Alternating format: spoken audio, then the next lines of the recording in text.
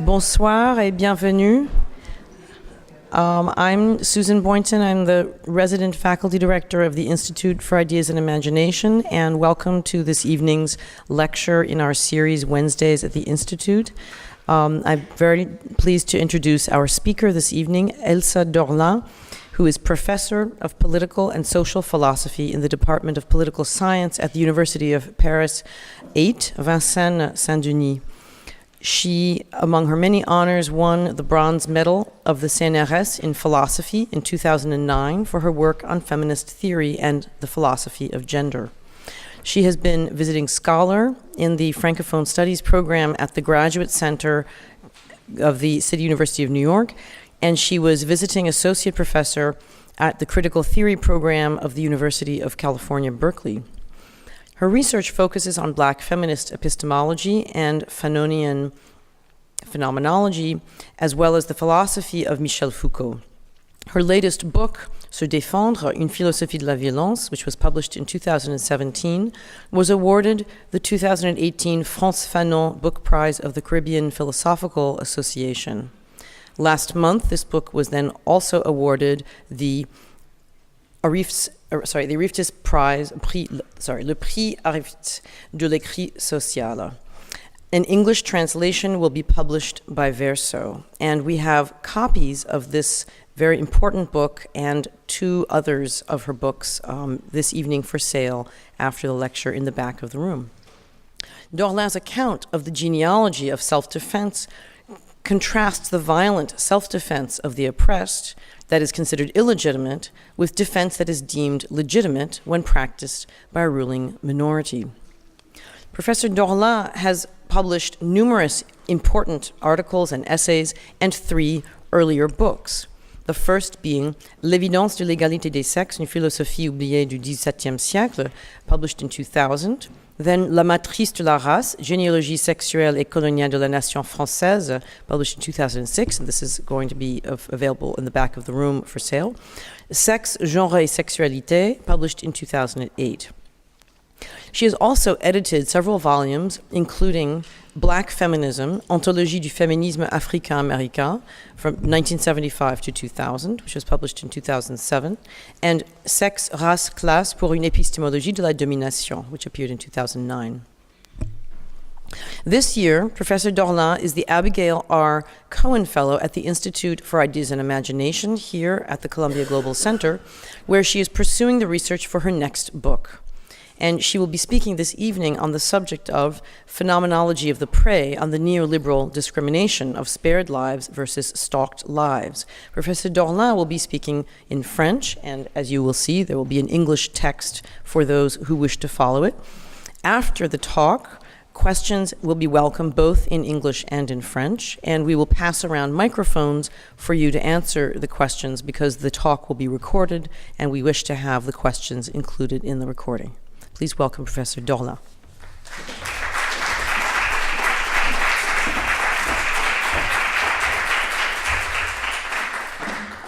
Merci beaucoup et merci Suzanne, merci infiniment.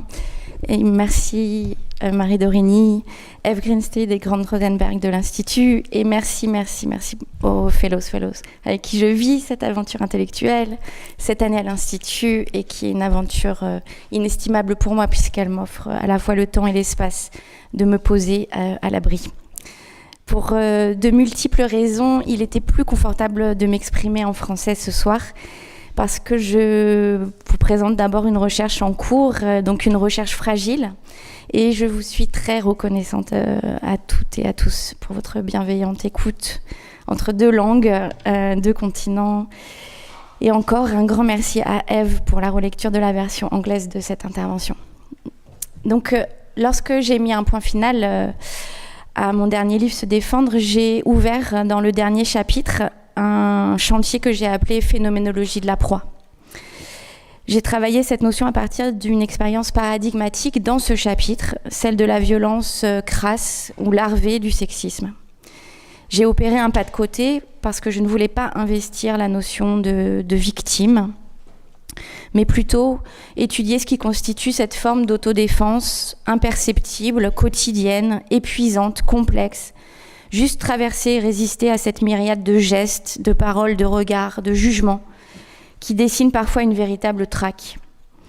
Vivre comme une proie, c'est d'abord faire l'expérience du qui-vive, le fait d'être plus ou moins constamment en alerte, se demander en permanence pourquoi.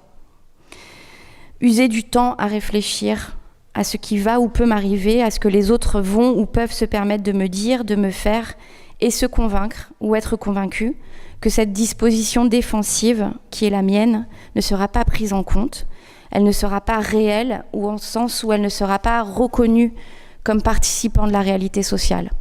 Elle sera constamment confrontée à des processus de déréalisation.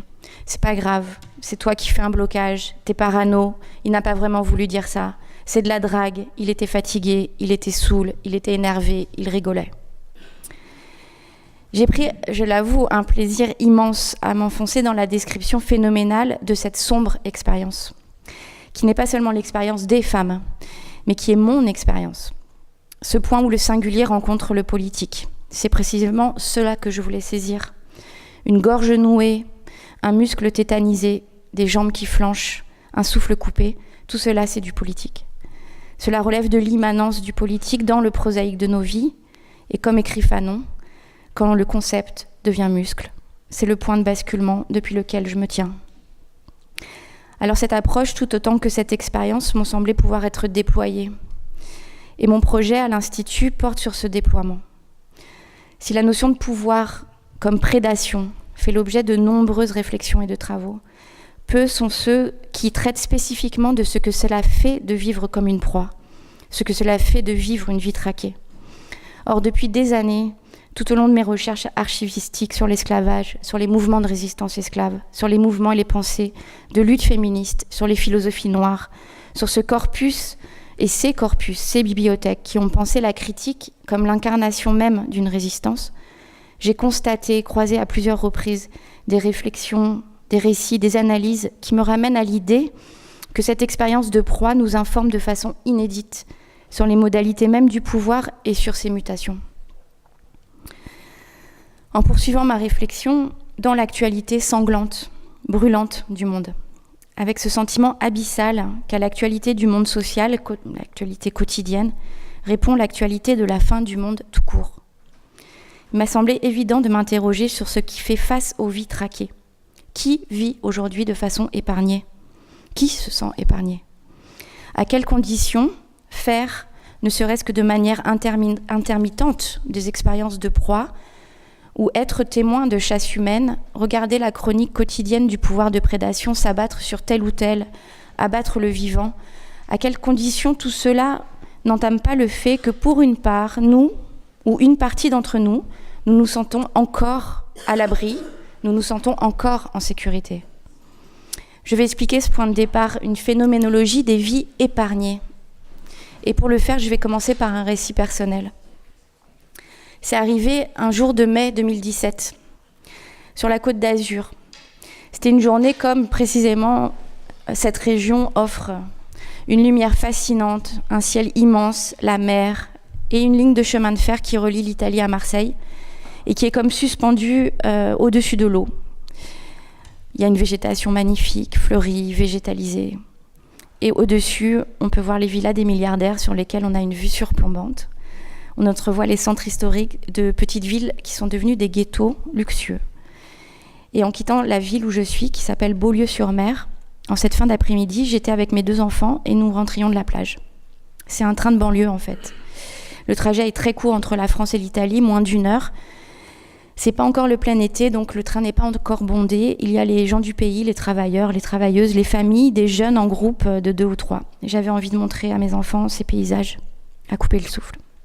Mais l'un d'eux, très petit, a besoin d'aller aux toilettes. Et depuis quelques mois, les toilettes dans ces trains sont fermées. Parfois, il ne reste plus qu'une toilette, laissée à disposition des passagers. On arpente les wagons et nous sommes en habit d'été, en sandales. Il y a du sable collé sur les chevilles. J'ouvre la porte comme je le fais à mon habitude pour devancer mon enfant et pour vérifier la propreté du lieu. Et quand je rentre dans cet espace exigu, mon geste est arrêté. Derrière la porte, coincé entre la porte et la cuvette des toilettes, il y a un jeune homme. Un jeune homme noir, il a les yeux exorbités de peur. Tout son corps tremble. Il est en nage, il est en sueur. Sur le front, et la température estivale est effectivement chaude dehors, mais le train est surclimatisé et c'est pas du tout la sueur de la chaleur, c'est celle de l'effroi.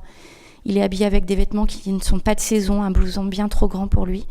Il me regarde dans les yeux sans un mot et il met juste le doigt sur sa bouche pour me dire de ne surtout pas parler.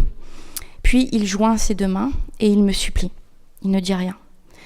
Il me supplie en fait de ne pas le dénoncer, de ne pas dénoncer sa présence de quelque façon que ce soit. Et on reste quelques secondes, le regard plongé l'un dans l'autre. Et je reste complètement stupéfaite. Je hoche la tête, c'est la seule chose que je peux faire et je referme la porte. Mon enfant est juste derrière moi et il ne comprend pas exactement ce qui arrive. Alors à ce moment-là, défilent à peu près toutes les images qui viennent. C'est les embarcations où sont entassés les hommes, les femmes, les enfants qui se retournent en Méditerranée. C'est les gestes désespérés d'entraide avant la noyade, les morts qui flottent à la surface de la mer, qui échouent sur le sable à Lesbos, les dizaines d'exilés que les représentants de l'État français à qui les représentants de l'État français arrachent les couvertures de survie dans le froid de l'hiver sous le métro aérien parisien, à qui ils confisquent les chaussures. C'est les scènes de la jungle de Calais au nord de la France, les corps qui fuient, qui se tapissent dans les bois, qui errent, qui divaguent en attendant de passer, emprisonnés, parqués, débusqués dans les trains, les camions, les voitures, et qui périssent dans des soutes à bagages d'avion. Tout cela, je ne l'ai pas vécu, je n'en ai pas été directement témoin, j'ai juste vu ces images. Mais cette fois-ci, c'est différent. Ça fait éruption dans ma vie et dans ma vie la plus quotidienne. Ça me touche immédiatement. Et je me sens poisseuse. Parce que là, je suis interpellée par le regard de ce jeune homme comme ne pouvant l'aider qu'en me taisant et en refermant la porte. J'ai basculé de l'autre côté d'un coup, du côté de celles et ceux qui ont un chez-soi, qui vivent à l'abri, qui ont une vie épargnée. Je n'ai pas dit à ce jeune homme de venir avec moi. La seule chose qu'il m'a demandé en un regard et sans un mot, c'est de ne pas le dénoncer. Alors à cet instant, et contre ma volonté, sans que je n'ai rien pu faire, et précisément parce que je n'ai rien pu faire, je suis à côté de ce nous, contre eux, les autres, les migrants, les étrangers, les proies de l'Europe. Certes, je ne suis pas du côté des chasseurs. Eux, ils vont entrer en scène quelques minutes plus tard, mais je ne suis pas non plus du côté du gibier. Alors même que dans une certaine mesure, cette expérience de proie ne m'est pas tout à fait étrangère. Ai-je répondu à l'interpellation de cet homme? Ai-je répondu à ce que cet homme m'a demandé? Il se sauvait, il était acculé de toutes parts au point que les toilettes d'un train ont été son dernier refuge. Il ne m'a pas demandé de le sauver, il m'a demandé de ne pas mettre la meute à ses trousses, de ne pas participer à une battue. Voilà comment je peux, moi, à la réflexion, me sauver éthiquement. Et tout est allé très vite. En fait, la scène n'a duré que quelques secondes.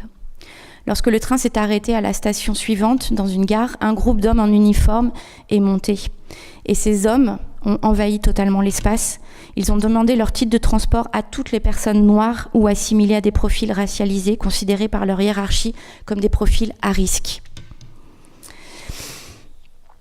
Je n'ai rien pu faire et j'ai ressenti cet événement comme une panique sensorielle.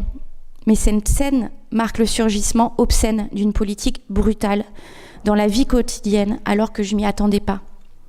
Et une vie quotidienne qui communément est épargnée ou ménagée par le politique.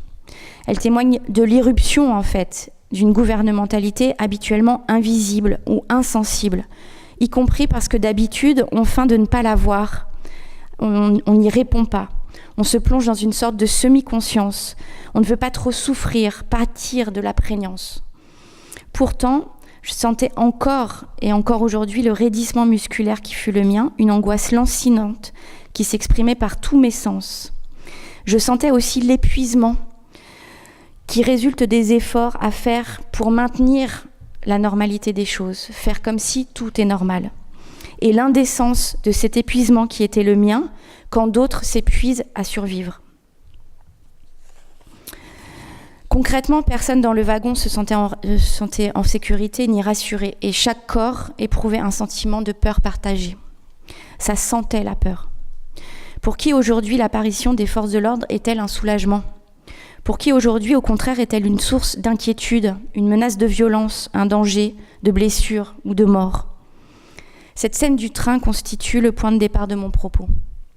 Elle tourne en boucle dans ma tête depuis des mois et il s'est tramé autour d'elle d'autres événements. Ça fait un tas d'images et d'expériences. Une longue série d'événements dont mais dont vous aussi, vous avez été informés. Nous en avons pris connaissance.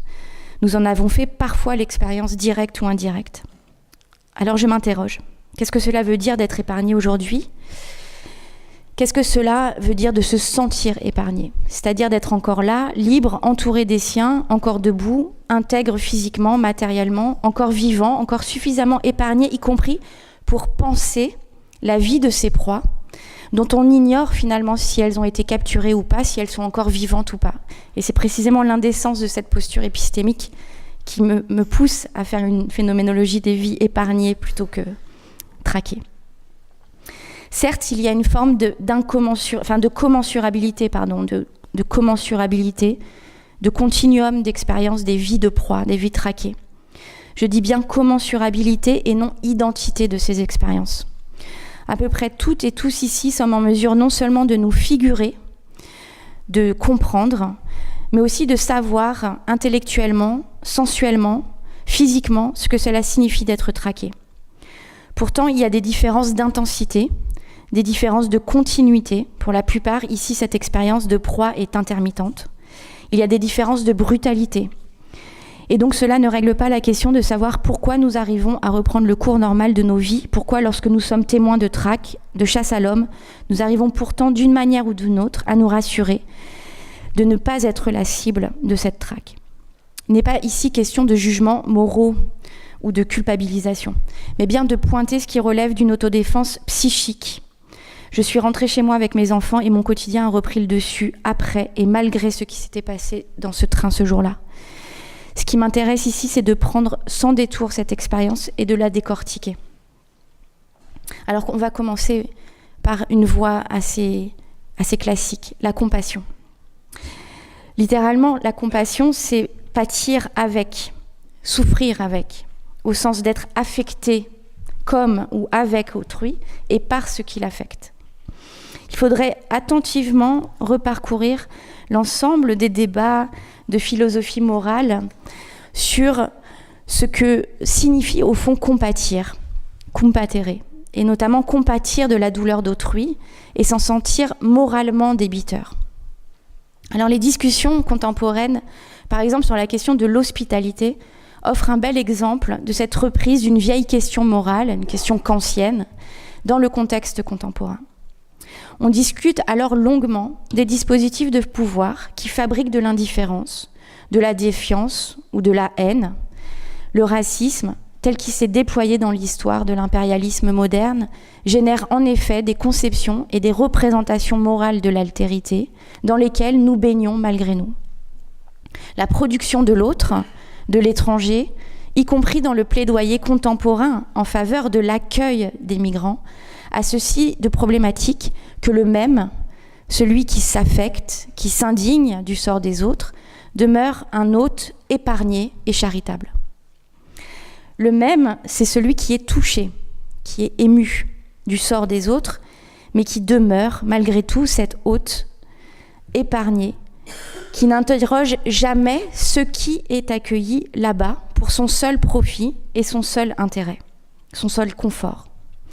On peut citer, à titre d'exemple, le travail exploité, l'économie du déchet, l'industrie du tourisme, les produits toxiques interdits ici et autorisés là-bas ou produits là-bas, ou qui retournent là-bas, les expérimentations sanitaires et militaires, le marché à grande échelle de l'armement, l'extractivisme et le pillage généralisé. Alors, il y a énormément de travaux sur la question de la compassion, mais ces travaux, à mon sens, adoptent principalement un point de vue dominant sur la question, finalement, de l'effort que coûte à celui qui compatit avec, l'effort que lui coûte le fait de restituer par un regard, par un sourire, par un geste de considération ou de solidarité, la dignité envers celle ou celui qui nous dérange sensoriellement en raison de sa pauvreté, de sa souffrance ou de son dénuement. Finalement, cette expérience, on peut la faire aussi de façon tout à fait familière. Passer à côté d'une personne sans abri, allongée sur un trottoir et continuer son chemin constitue une forme d'autodéfense, une forme de care négatif qui permet au fond de prendre soin de soi en se protégeant de l'irruption du réel. Et qu'est-ce qui, à ce moment-là, fait irruption dans le réel ? Eh bien, c'est précisément quelque chose que nos sens, notre odorat, notre ouïe, notre vision ne peut pas empêcher. Quelque chose qui relève du sale, du laid, du sombre, de l'odorant, du rance, de l'obscène. J'aime beaucoup ce mot d'obscène parce que la définition de obscène, c'est ce qui est montré et qui devrait rester caché. Alors tous ces termes, en fait, participent d'une sémiologie du sensible, dont on peut faire l'histoire et qui n'a été possible que par la mise en place d'une biopolitique bien particulière, qui a consisté par la mise à distance. D'où le problème ensuite pour compatir si on est à distance.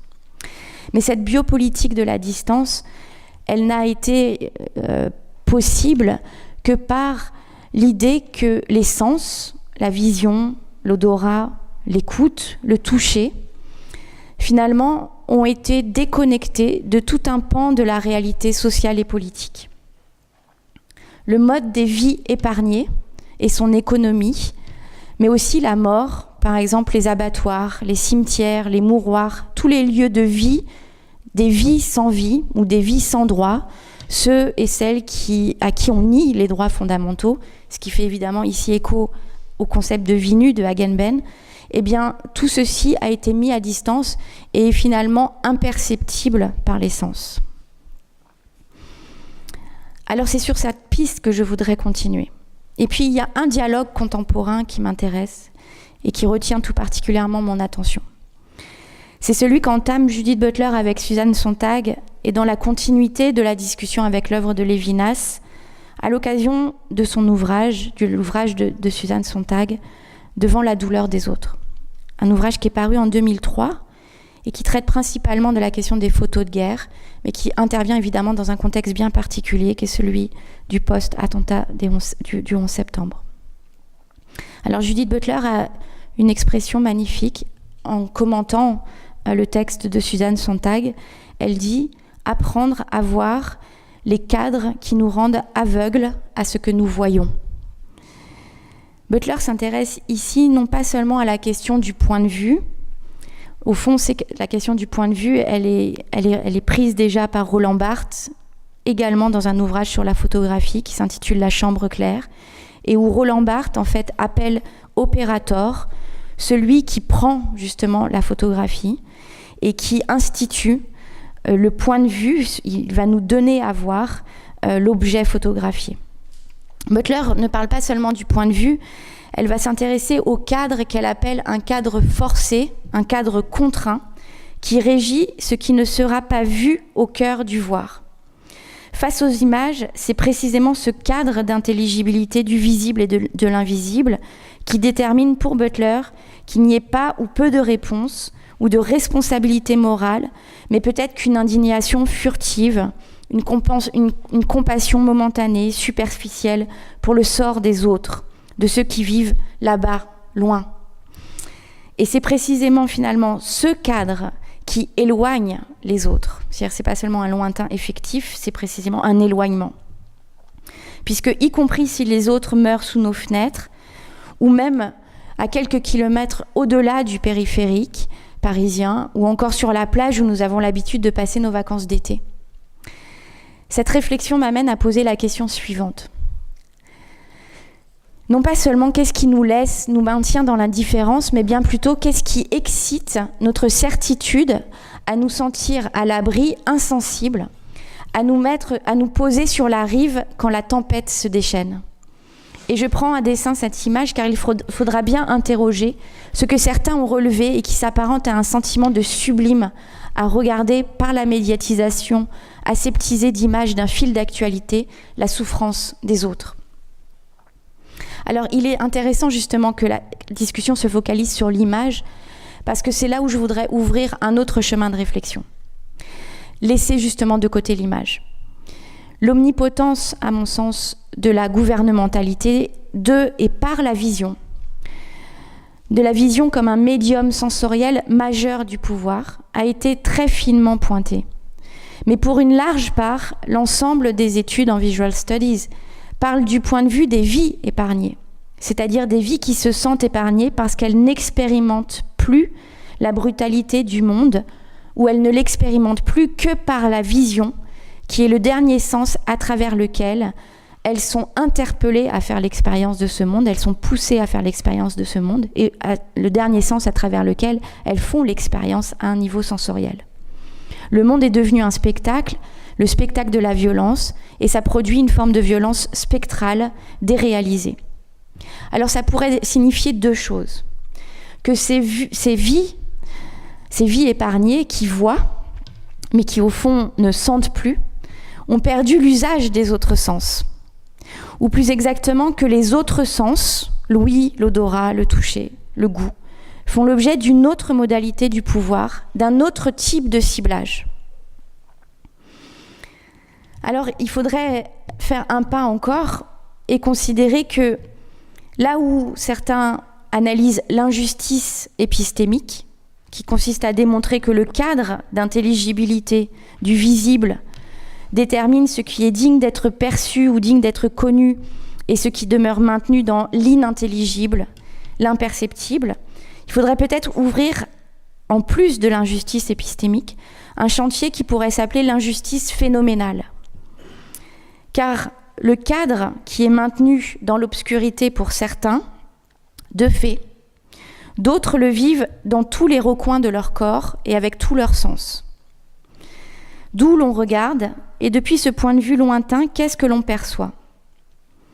Si je reprends la scène du train de tout à l'heure, si le pouvoir à ce moment-là m'affecte brutalement, m'agresse au niveau sensoriel, c'est qu'épargné par la traque, j'en fais pourtant l'expérience via d'autres sens, une expérience certes homéopathique, mais une expérience que je ne devais pas faire.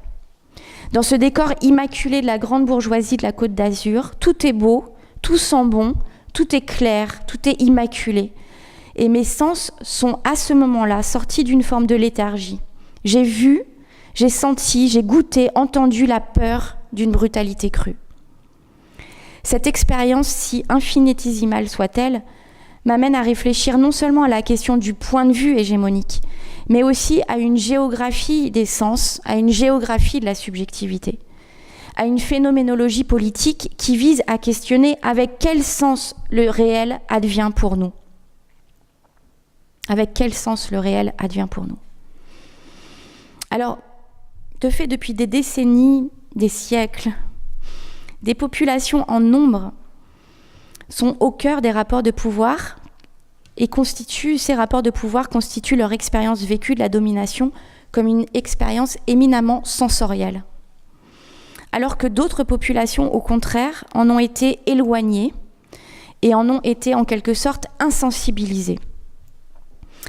C'est un pied de nez à l'euphémisation de la violence ou à la civilisation des mœurs, puisque la civilisation des mœurs pourrait être en fait le procès d'immunisation sensorielle des seules classes privilégiées. Alors, ces dernières années, ces derniers mois, ces dernières semaines en France, nombre de personnes justement engagées dans les mouvements sociaux ont été non seulement choquées, certaines ont été mutilées, certaines encore ont été tuées, dans le cadre de la répression des forces de maintien de l'ordre, des opérations de police. Mais pour celles et ceux qui en parlent, elles témoignent tous d'une forme de stupéfaction corporelle.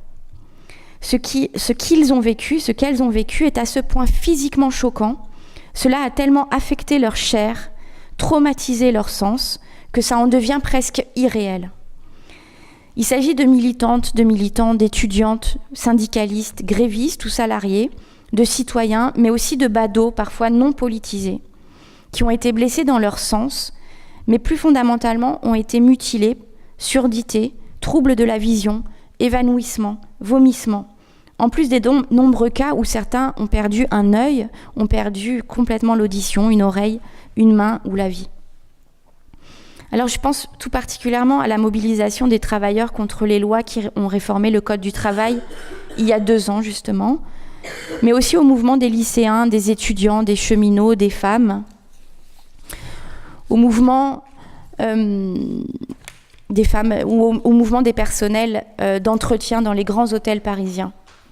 Je pense à la lutte sur la ZAD, la zone à défendre, contre la construction d'un aéroport dans l'ouest de la France, à Notre-Dame-des-Landes, où des milliers de personnes occupaient depuis des années plusieurs hectares de forêt, de prairies ou de prés et inventaient d'autres modes de production, d'autres formes de vie, à l'abri du néolibéralisme. Et à qui ont dû affronter au printemps dernier une répression digne d'une guerre.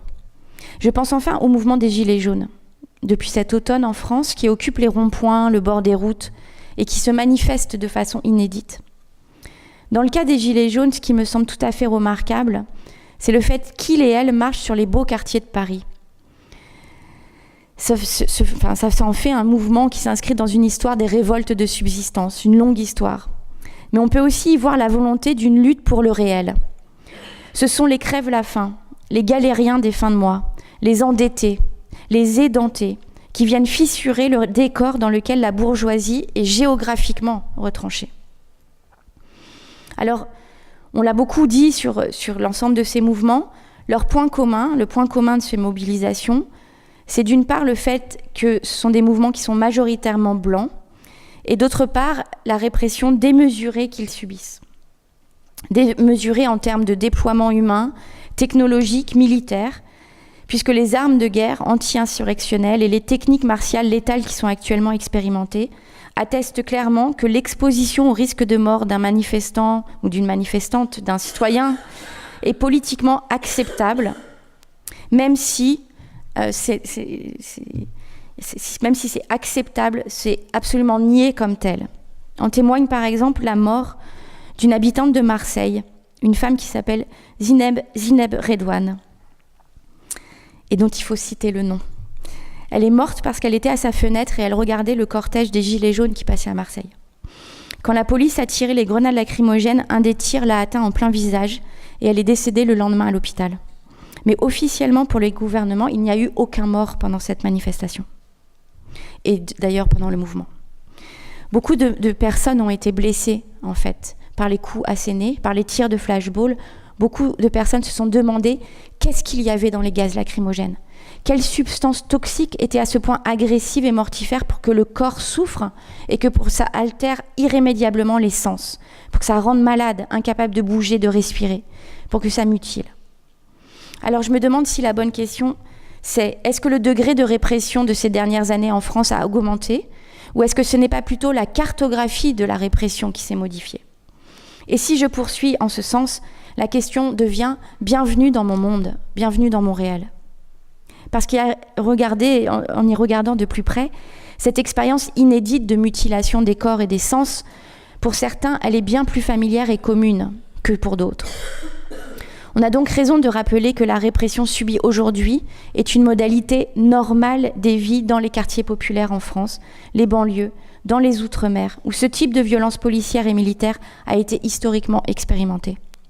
Plus encore, ce qui a été quelque peu moins pensé, c'est bien le fait que, exposés ouvertement, à ciel ouvert et dans l'intimité de leur chair, des corps à une exposition au risque de mort, plus largement à un régime qui les laisse socialement et politiquement mourir, mais aussi les chasse, les disperse, les capture au nom de l'état de droit, eh bien tout cela, c'est face à des populations qui se sentaient jusqu'ici protégées ou épargnées, préservées de tels traitements, et qui désormais, ce sont eux qu'ils voient en tant que proie sur les images qui défilent dans les journaux télévisés ou ailleurs.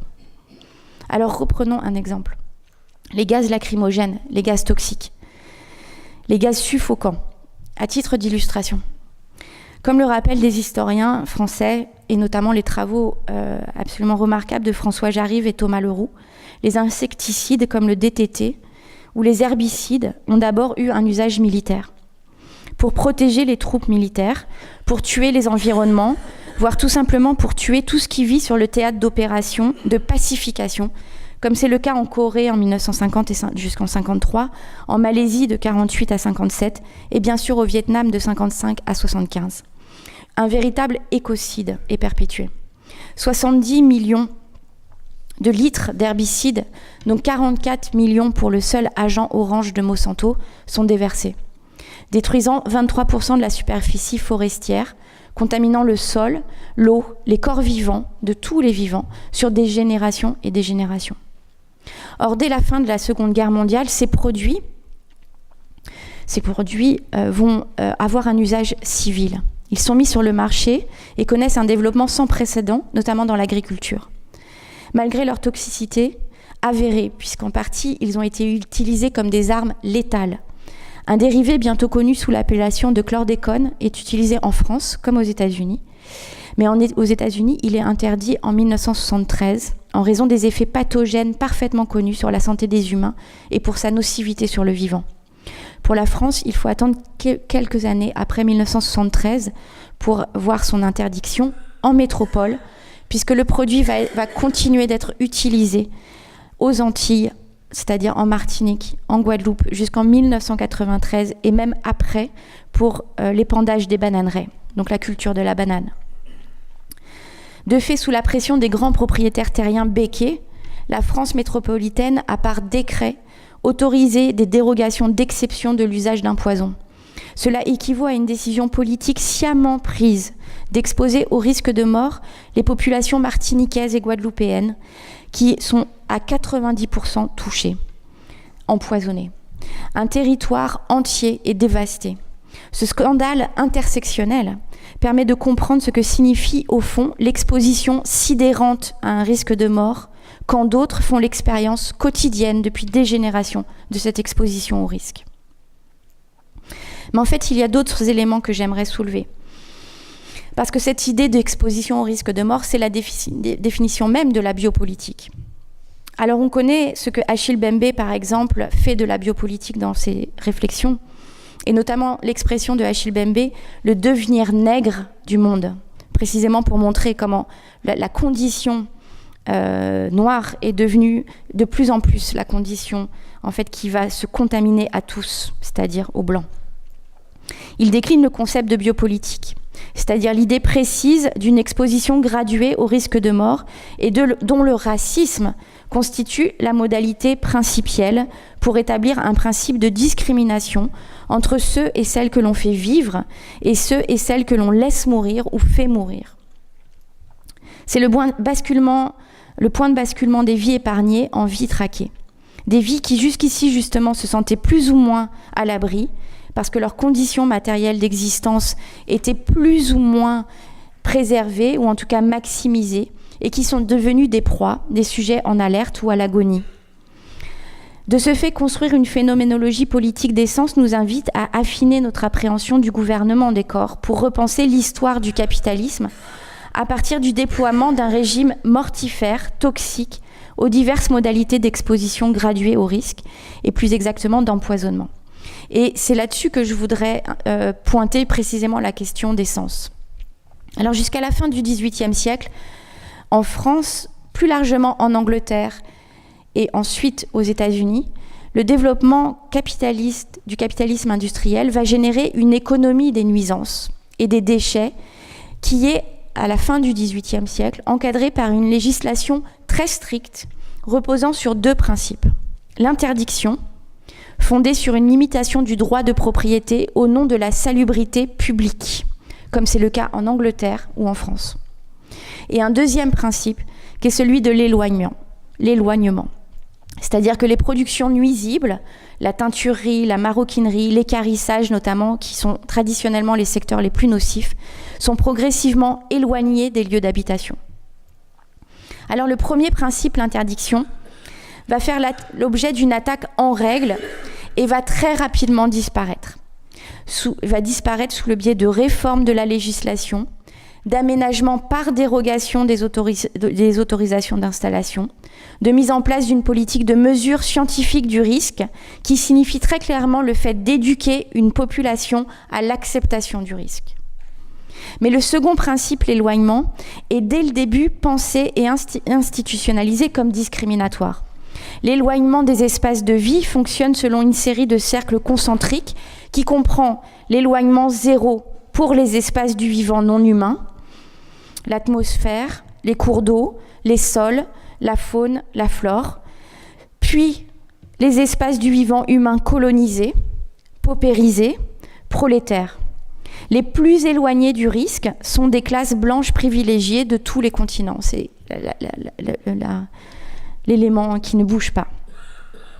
L'éloignement est donc à la fois géographique et atmosphérique, et y compris atmosphérique, c'est important puisque les industries très polluantes peuvent se rapprocher des habitations si elles rejettent dans les airs leur toxicité par le biais de très hautes cheminées qui diluent visiblement en fait les fumées.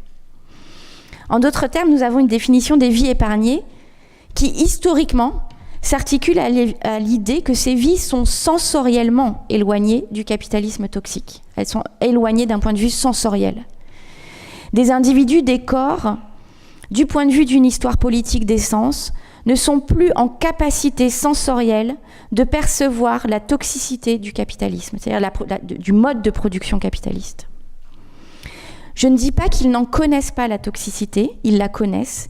Il y a un nombre incalculable de rapports de médecins dès le XVIIIe siècle qui sont connus à l'apparition des premières pathologies développées par les travailleurs liées à l'introduction de produits hautement toxiques dans les fabriques de textiles, dans les exploitations minières, dans l'industrie chimique ou dans l'agriculture. Je ne dis pas non plus que les industriels, les ingénieurs scientifiques ou les bénéficiaires de ce capitalisme industriel n'ont pas pleinement eu conscience de la toxicité. Je dis qu'ils n'en ont plus fait directement l'expérience.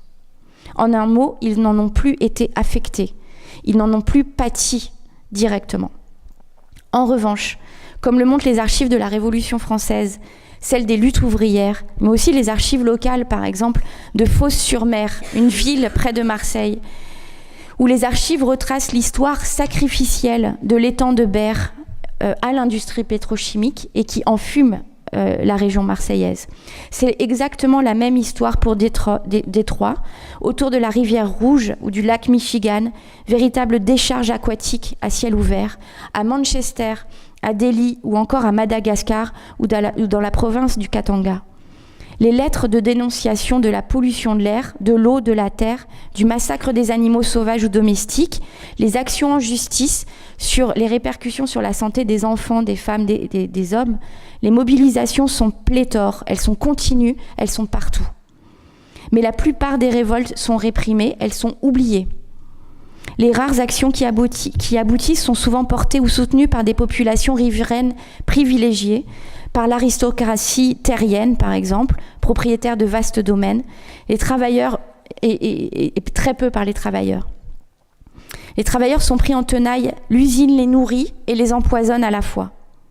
Aussi, ce seront les syndicats qui, à la fin du XIXe siècle, en Angleterre, en France, très peu en Allemagne, mais au Japon, aux États-Unis notamment, portent des revendications d'une protection sanitaire des individus, tout comme les mouvements pour les droits civiques, les mouvements de libération nationale, anti-impérialistes, qui dénoncent le racisme environnemental. Et le terme est lié à la lutte de Warren County en 1982, en Caroline du Nord, et dont l'un des exemples les plus paradigmatiques aujourd'hui, c'est précisément la mobilisation en Guyane française contre le projet de mine qu'est la Montagne d'Or. Alors, à l'échelle d'une ville, d'une province, d'un pays, d'un empire, il est possible de refaire l'histoire de la successive relocalisation des fabriques, des usines, puis des sites de production à haute valeur mortifère, d'abord dans les faubourgs, puis dans les banlieues, puis dans les vallées isolées, le principal étant qu'il y ait un cours d'eau à proximité, puis dans les océans, les forêts tropicales, les glaciers, tous les sites inhabités par les humains et censés être protégés. Mais aussi les régions laminées, dévastées par les crises économiques, les pays dits sous-développés, pour finir par mettre en place un système de sous-traitance organisé qui s'appelle « loin des yeux, loin du cœur ». Dans les Suds, les pays les plus pauvres et maintenus dans la dépendance économique sont dans ce circuit du déchet. Alors ce processus, il est intéressant parce qu'il se déploie aussi en miroir dans la sphère domestique, puisque l'éloignement s'y traduit par une division sexuelle et raciale du travail domestique. Chez nous, qui nettoie, manipule les détergents, désinfecte, qui est responsable de la gestion de nos déchets, c'est-à-dire qui est quotidiennement, d'un point de vue sensoriel, au contact de la toxicité. Toute une partie de la population mondiale et du vivant est réduite au statut de proie. Les sens en alerte, en souffrance, affectés avec une acuité brutale de la toxicité d'un pouvoir de plus en plus prédateur. Mais ce n'est pas cette histoire qui est contée, ce n'est pas celle-ci qui est montrée. Au contraire, on parle depuis tout juste quelques années de la découverte, comme la découverte de l'Amérique, la découverte des effets nocifs de la société de consommation à outrance. On oublie qu'on suffoque ici. Exactement, on oublie de demander qui agonise ici, qui agonise tout près, qui agonise parmi nous, qui agonise depuis des siècles. Alors à propos de la crise écologique, lorsqu'on parle de déni, par exemple, d'indifférence, il y a deux éléments qui, à mon avis, s'entremêlent dans une seule et même expression. Premièrement, c'est la question du déni. La question du déni renvoie à l'histoire des discours et des savoirs industriels qui relèvent d'une production d'ignorance. Cette histoire participe évidemment à ce qu'aujourd'hui Robert Proctor nomme agnotologie et de ses usages, par exemple l'historien américain William Cronon, sur la question du rapport entre écologie, colonialisme et développement du capitalisme industriel. Le terme agnotologie implique que cette ignorance ne concerne pas seulement le fait de ne pas avoir publicisé les études sur les effets nocifs avérés. C'est pas seulement le fait d'avoir sciemment menti sur les risques réels encourus par les travailleurs, les riverains, les consommateurs des produits ou de leurs déchets, et plus largement par l'ensemble de la population et du vivant. L'ignorance, dans le cas qui m'intéresse ici, la production d'ignorance, concerne selon moi la production d'un type de subjectivité privilégiée ou qui est réputé être privilégié et qui peut être caractérisé par un ciblage spécifique de sa capacité sensorielle. Produire de l'ignorance ne concerne donc pas seulement un manque d'information ou un non-accès à l'information. De fait, des informations, nous en avons beaucoup sur la violence répressive des États démocratiques, sur l'effondrement du vivant, sur le ravage de la biodiversité, sur les effets environnementaux du néolibéralisme. Nous pourrions même avancer l'idée que nous en avons plus ou moins toujours eu. Cela concerne la forme, la production d'ignorance qu'on pourrait appeler une forme de camisole des sens, qui induit un rapport tronqué au réel vécu et finalement conduit à se vautrer béatement dans une consommation de la vie. Le problème n'est pas tant l'accès à l'information, le manque d'information ou l'excès d'information, qui est aussi finalement une forme d'ignorance, qui permettrait de conclure qu'on ne sait pas vraiment, qu'on ne peut pas savoir, ou encore qu'on ne veut pas savoir. Ce qui m'importe n'est pas de révéler une vérité ou de donner des informations supplémentaires ou originales, inédites sur ce qui est caché, ni même de culpabiliser.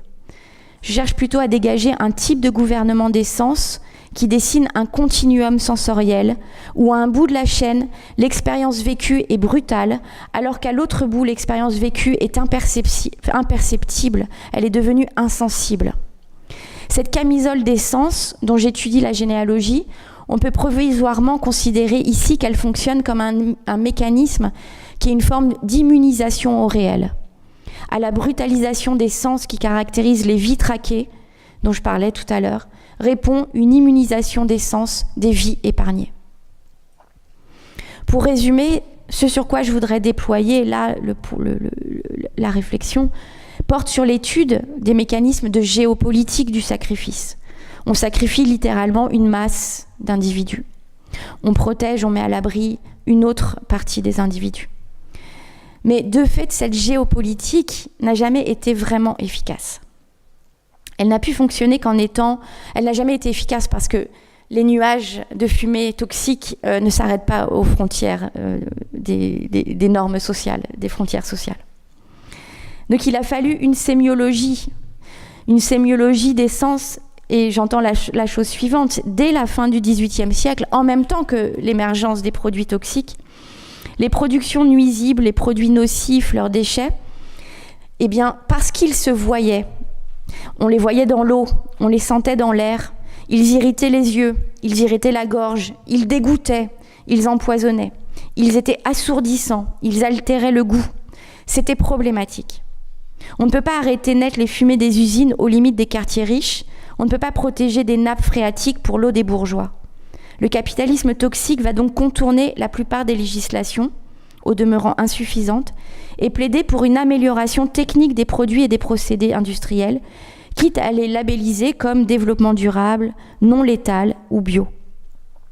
La conséquence, c'est la production d'une toxicité mortifère, mais qui devient imperceptible au sens. En fait, elle devient insensible. C'est-à-dire que désormais, l'ensemble de ce processus n'est plus perceptible, on ne le sent plus, on ne le voit plus, on ne le goûte plus. La construction sensuelle du réel immunise non pas nos corps, ni même vraiment certains corps, mais elles immunisent notre perception. Les produits autrefois immédiatement sentis, vus, goûtés, touchés comme des poisons sont désormais modifiés pour ne plus être détectés sensoriellement. Ils deviennent des bienfaits. On valorise l'incolore, l'inodore, l'insipide, le silence, le blanc plus blanc que blanc, le propre, le luisant, ce qui brille. Ils sont aussi promus comme désinfectants, ça c'est très important. On combat les odeurs du corps, on combat le sang, l'odeur du sang. On combat ce qui pue, les règles, on combat le sale, le malpropre, le malade, la vermine, le virus, la bactérie, qui insidieusement violent les barrières de nos corps ou les frontières de nos pays. Tout un imaginaire chimique est totalement entremêlé au capitalisme et au racisme.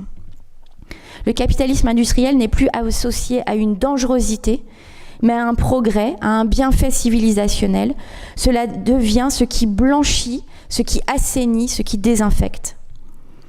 Alors si pendant des siècles, les vies épargnées, et finalement ces vies épargnées sont une minorité, n'ont été exposées qu'à des risques minimaux par le biais d'une géopolitique du sacrifice, force est de constater qu'à l'heure actuelle, on n'est plus en mesure, à l'heure actuelle, où on est en train de compter le temps qui reste à notre monde, les frontières sanitaires du capitalisme sont bien plus poreuses. Au fond, c'est de cela qu'il s'agit lorsqu'on théorise la notion de collapsologie. Le sentiment que le monde s'effondre, c'est la crise des sens des vies épargnées qui commencent à percevoir le chaos, qui sentent le soufre, le gaz carbonique, qui goûtent le plastique, qui voient s'assombrir le ciel comme les sommets des massifs déneigés.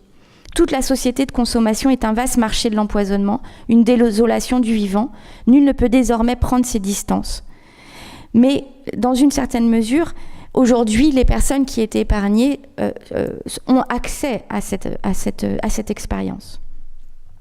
En ce sens, on pourrait dire que la biopolitique contemporaine est une forme de nécrolibéralisme. Alors l'effondrement, la collapsologie, renvoie finalement à la destruction du cadre du perçu et du senti. L'immunisation à la perception sensorielle de cette exposition au risque de mort par intoxication. C'est ça qui est en train de prendre fin, c'est cette immunisation. Tout ne semble plus si beau à regarder, tout ne semble plus si bon à sentir, agréable à entendre, suave ou insipide à goûter. Plus aucun insecte pour piquer nos peaux hydratées et parfumées par du parabène, mais quand même plus aucun insecte du tout. Alors dans cette mesure, il faut prendre acte au fond que désormais aucune vie n'est épargnée. Plus personne ne peut se prétendre ni se sentir épargné. Même si on veut encore à tout prix se sentir épargné, ce n'est plus possible. Donc le déni, la question du déni en un deuxième sens, serait l'effort désespéré pour s'auto-immuniser. Auto-immuniser ses propres sens quand il n'est plus possible de ne pas percevoir que nous sommes aussi touchés et intoxiqués. Il ne faut pas se méprendre, il ne s'agit pas ici de conclure que puisque nul n'est épargné, alors il est urgent de se solidariser en nivelant la graduation de l'exposition au risque de mort. Je veux dire, il y a une différence effective dans cette exposition, dans cette graduation. La graduation signifie les rapports de pouvoir sociaux et géopolitiques. Mon propos consiste plutôt à dire et consiste plutôt à s'orienter vers un agir politique qui consiste à refuser.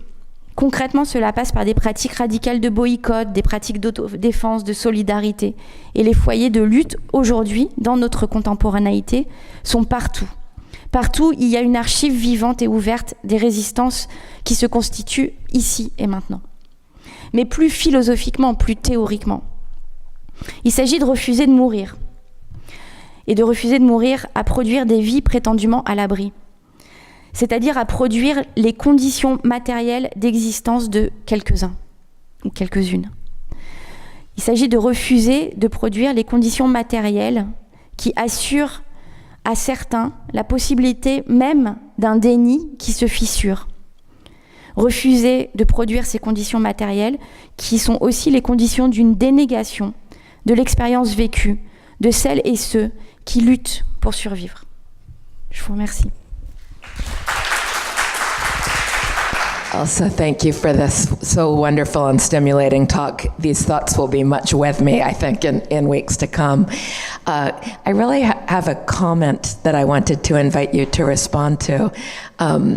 Your discipline is philosophy, and there is obviously a wonderful difference between philosophy as a discipline defined in this country versus in the Anglo-American world. So for me, one of the things that's really rather ravishing about your talk is that anthropology is a very close and important discipline. When you're thinking about these stigma and distancing and so forth, you're really relying, on that sort of concepts. And there's an aesthetic element as well as semiotic element. Yes. I just wondered if you might say a little bit more about the genealogy of that richness in your work and ways that these adjacent disciplines have enriched your philosophical work. Thank you. Yes, there is a deep difference between France and US in philosophy, for example.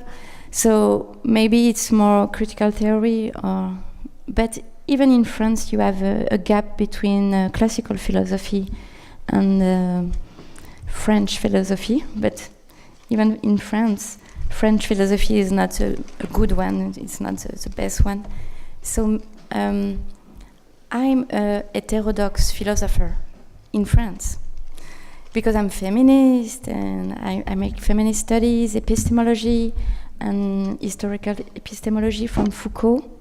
And my background is very deep grounded in Michel Foucault's genealogy of power. And the question, I'm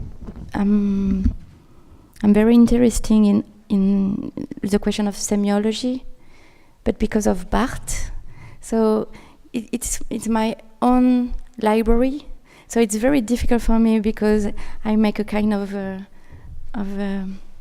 soap with Foucault and Barthes and Fanon, and of course all the research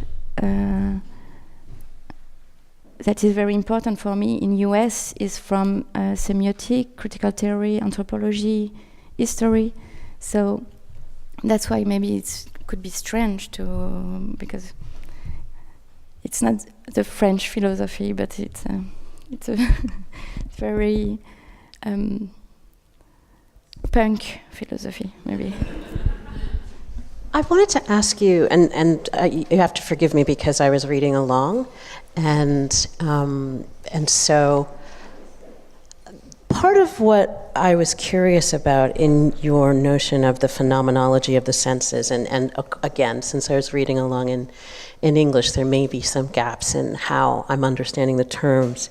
I wanted you to say a little bit more about the relationship between sentience, the actual senses, and the sensate. Because in a lot of places, it felt like when you were referencing the senses, you weren't really referring to their senses. You weren't really referring to sight, smell, hearing, touching. You were referring to embodiment and being in the world and our relationship to one another as beings in the world. So I was curious about why you decided to call this a phenomenology of the senses when there doesn't seem to be a real engagement with the senses. The other question I have is about the way in which you're talking about prey and being hunted. And I was wondering, it seemed to me that you're very much in dialogue with Butler, but using a very different vocabulary. That when you're talking about prey and being hunted, it's closely aligned to what she would call precarity.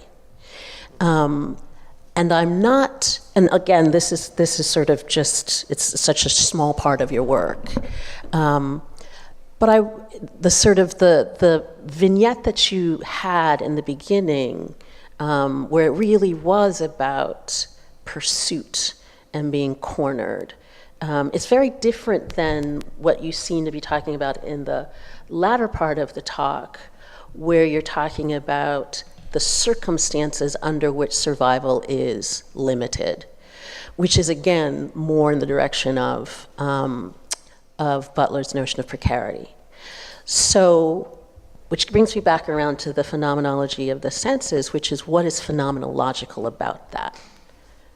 So that's kind of three questions that I'm trying to understand. Yes, thank you, Tina. And I think there is the question of the translation here, and this is a French to English, and it's very complicated for me because I think in French.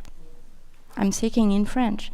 That's why it was very important for me to speak in French, because it's very hard to translate, especially when it's a new research. It's very hard to translate your thoughts with fidelity in English, for example. And it's not only the question of linguistic translation.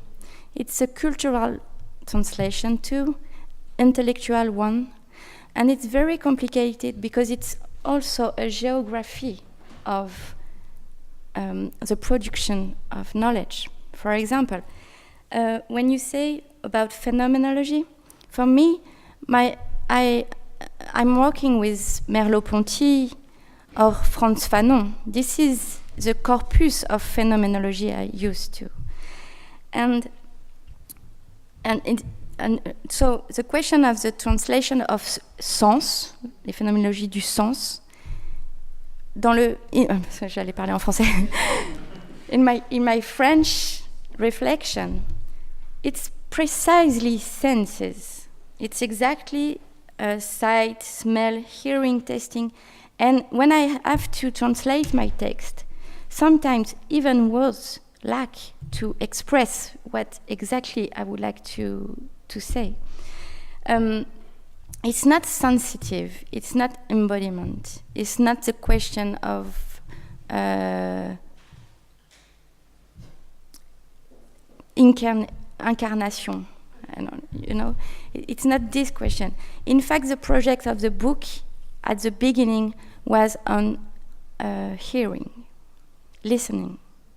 What does it mean? But the question of noise, of silence. And after that, I make a lot of research of the question of the smelling. I just want to give you an example. When I was young, we have a French president in France. The name is Jacques Chirac. And a time, I don't know. He said about immigrants who live in France. This is the noise and the smell. So, and this is you have all this. It's not symbolic. It's not a question of. It was the materiality of in the suburb. You smell, and you smell badly, and you have noises because you have industry, you have railroad, you have a lot of cars. Exactly. So this is exactly history, political history. But it's not the sensitive, because even I think you have a question of the social construction of your sensibility, for example. And the last thing I would like to make a difference, but I don't know the subtlety in English, so maybe you can help me, between senses and motion, emotion. Because in French, for example, être touché, this is you touch, of course, but you're moved by something. Ému, and this is a movement, and the movement is the emotion. But I would like to stay at the level of the immanent sense, bodily impact on the perception about power, you know. And so, but I have to construct all this. So it's very. I think it's very useful for me to have this épreuve, this experience of translation. And the last time about Butler and the precarity. About the prey, I'm sorry because I know it was a kind of a reference to my last book, and the last chapter is on phenomenology of the prey, and it's a question of the. It's not the question of precarity in sense of Butler, but it's the question. It's exactly the question to be hunted. Hunted, and I. It was impossible for me tonight to develop on this point, but it's pretty different because, for example, in the case of the phenomenology of the prey, I make my text was on if we have to make the epistemology of prey, what does it mean? How a prey think and feel and move. So it was, you have the question of the phenomenology and the question of the epistemology of this kind of production of knowledge as a prey.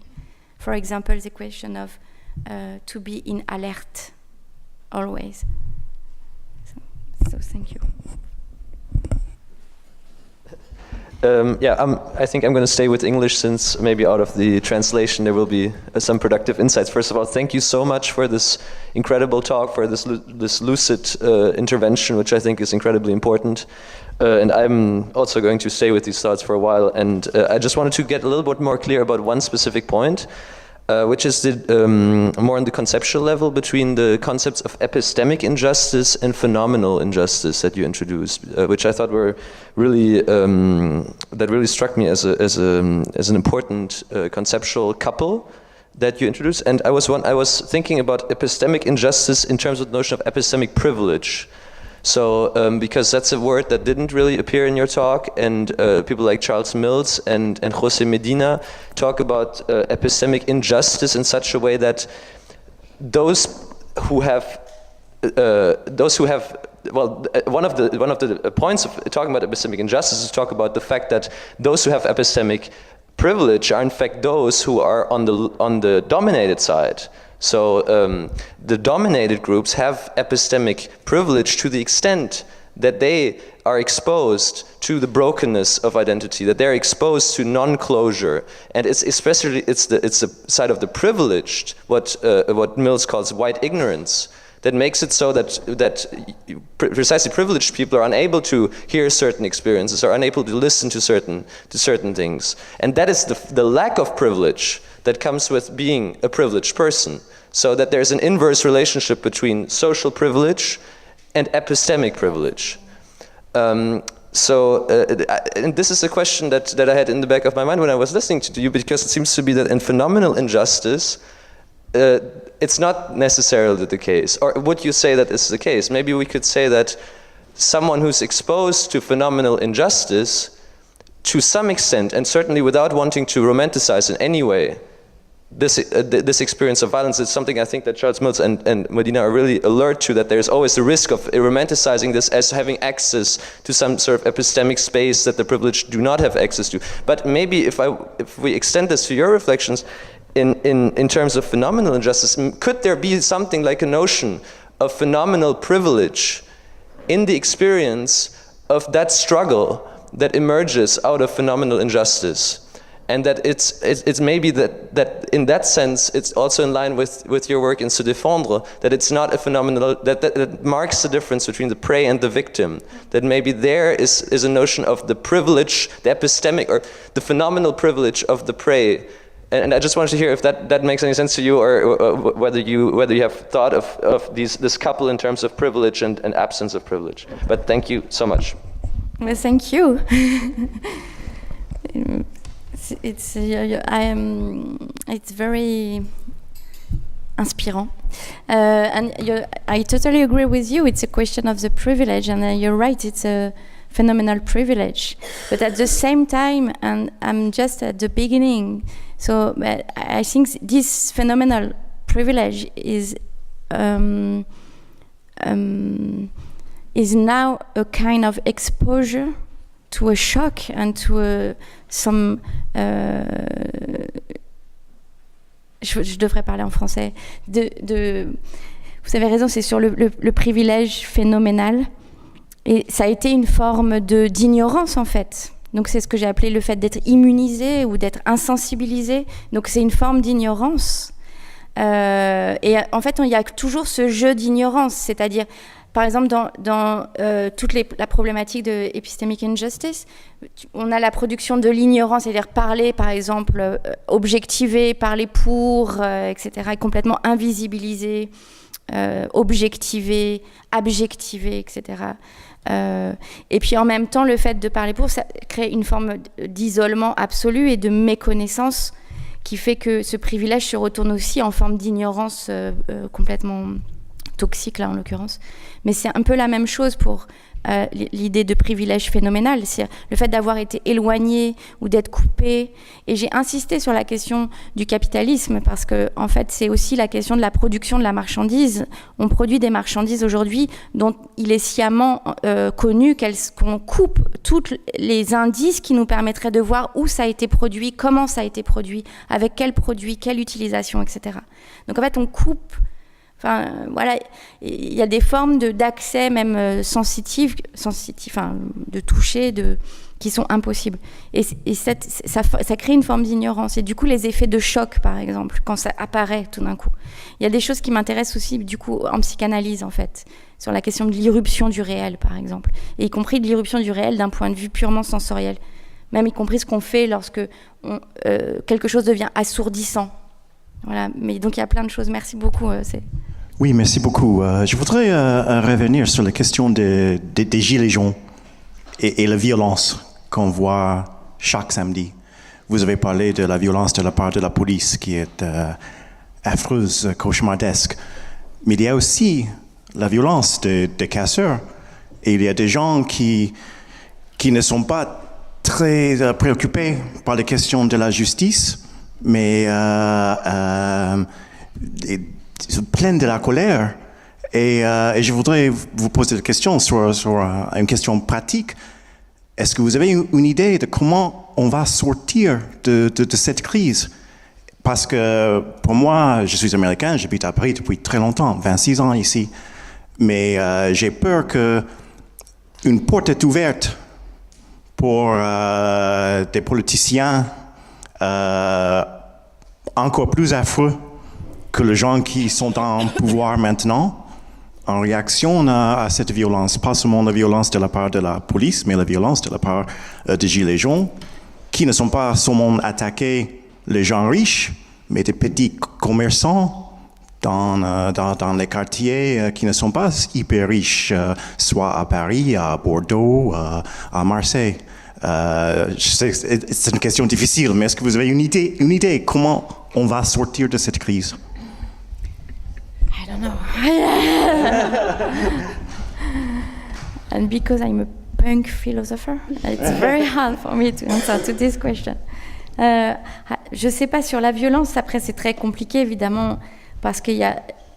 je ne suis pas sûre que passer par la violence, par justement l'entrée de la violence simplifie les choses pour répondre à la question, parce que justement il y a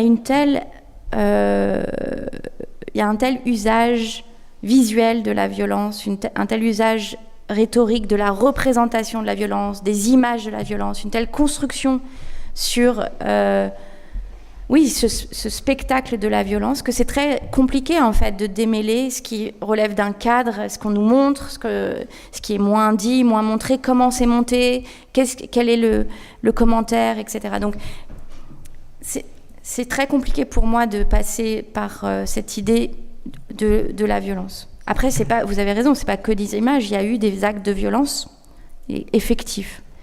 Mais il me semble que c'est aussi l'émergence d'un moment politique qui est forcément violent parce que c'est un rapport de force et un rapport qui est très tendu. Et par ailleurs, comme tout mouvement plus ou moins populaire, relativement spontané, c'est-à-dire très peu organisé par des corps intermédiaires, tout est possible et il y a beaucoup de choses, c'est très mêlé, c'est assez compliqué là encore de donner une réponse sur comment ça va se dérouler.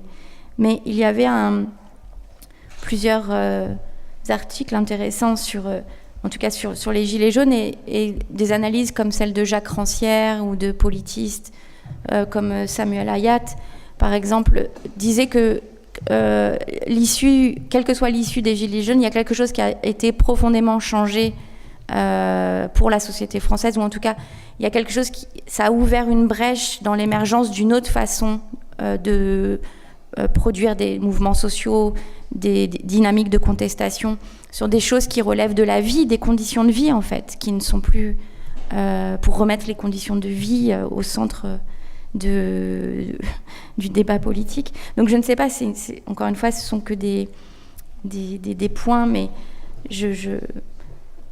ce qui moi, j'ai voulu relever dans mon intervention, c'est que pour la première fois, malgré tout, quel que soit le degré de violence sur les biens,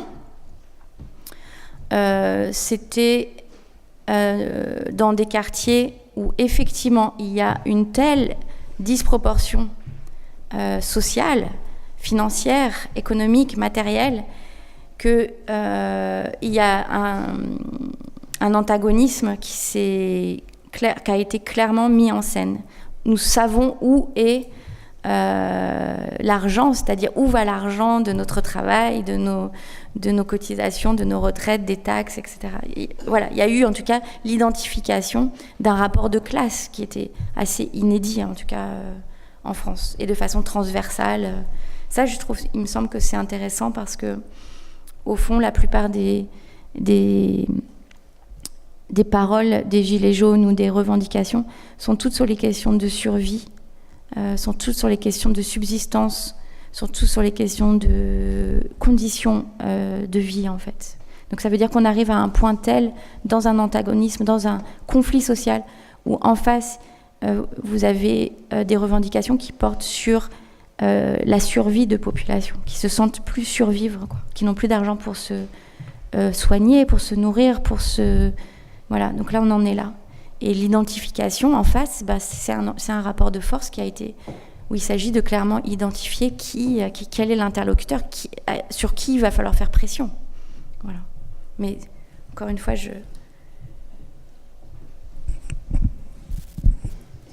Merci en tout cas.